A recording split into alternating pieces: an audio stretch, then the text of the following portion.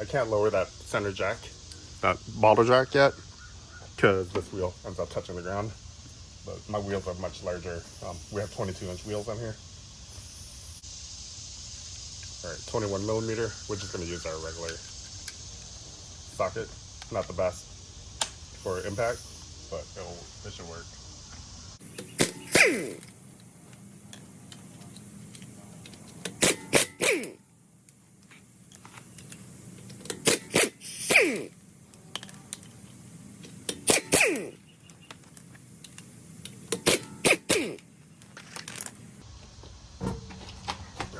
The wheels off.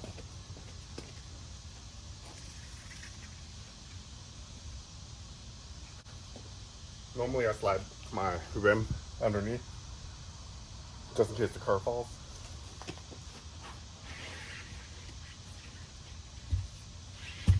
But if it does fall onto the rim, it'll probably mess it up. So it's up to you if you want to do that or not, but I'd rather have it fall on the rim than fall on me. So what I want to do now is I'm going to lower this so it takes the weight off of this jack.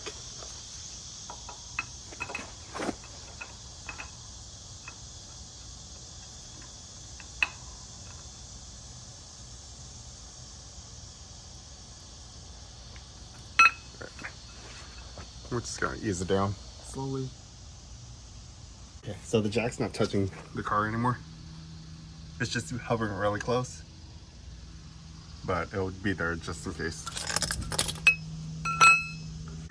10 millimeter, we're gonna go ahead and disconnect our battery. So I just disconnect the negative.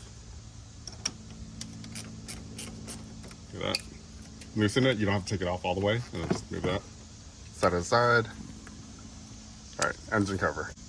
Flathead screws. 1, 2, actually just 2. So 2, and then in the back there's little pop rivets. So you take this and you flathead screwdriver, you rotate it 90 degrees. Like that. From here, 90 degree, and then this pops up, and you can just keep lifting it up. Do you see the little 2 pins? Those 2 pins go to these grommets right here. All right, engine cover is off. All right. So do you see over here? You have a little cover. You just pry that open, and then you can rotate this out of the way like that.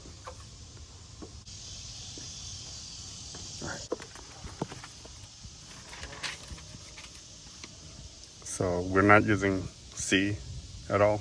We're just using A and B. So you need to look for this timing mark right here and line it up to B.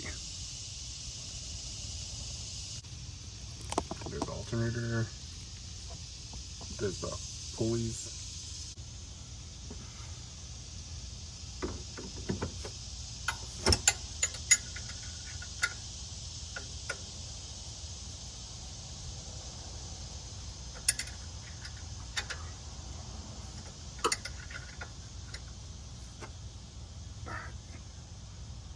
So you put it onto the upper pulley.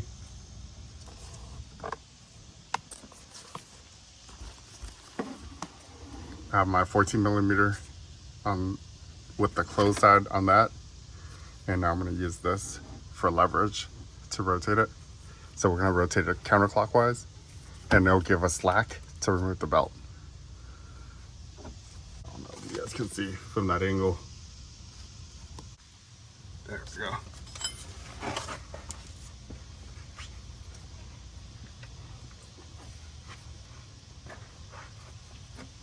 So I'm gonna connect this,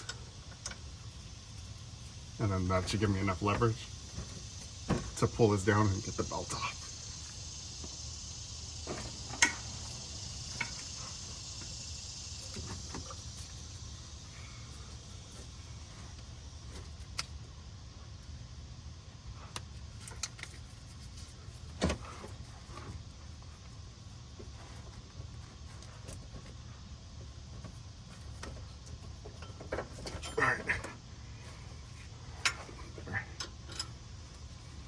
You see how I connected this? connect it like that, and it gives you enough leverage. Now this belt is coming off.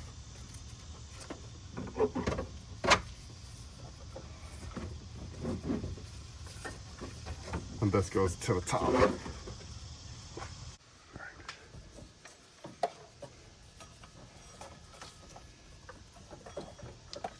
There we go. And we're actually replacing this one.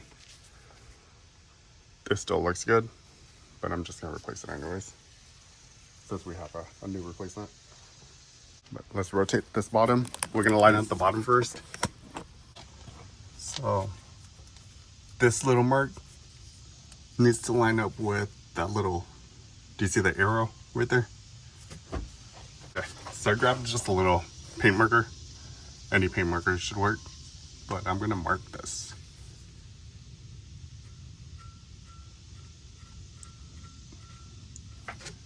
That. So then it's easier to reassemble later as well. So keep rotating. Oh, I went too far.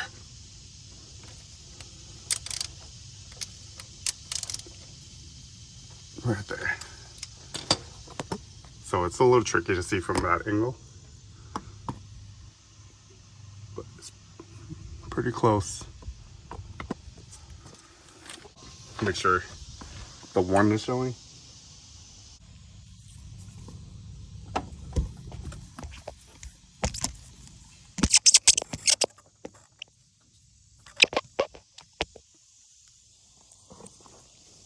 Okay. It was showing a 5 up there, so that's not the correct TDC. So now we have to rotate this again. And we just need to keep rotating it back to that spot again, and then we'll see what number is up top.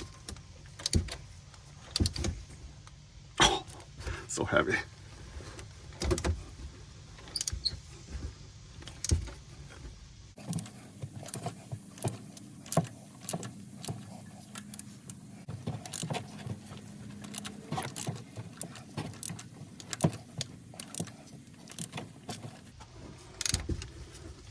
Still heavy. Hoping this is it.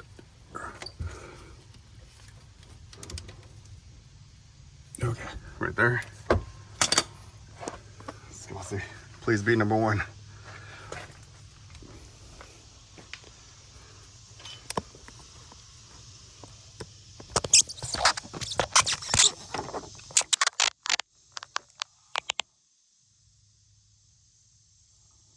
can't tell what it is, but let me. Okay, good news. That's a number 1 that's showing. All right, so we found our TDC top dead center. Now we can go ahead and loosen this crank pulley bolt.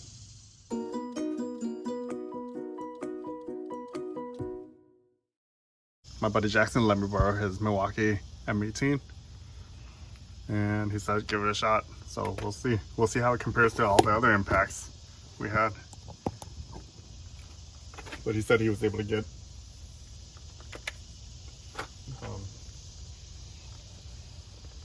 crank pulleys off with this. Put on the socket 6 point.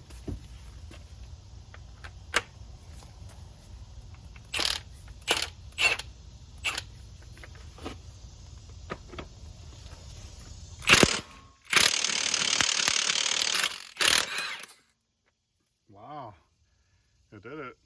Milwaukee M18. Oh, that was so much easier than earlier. But yeah, we got the bolt out.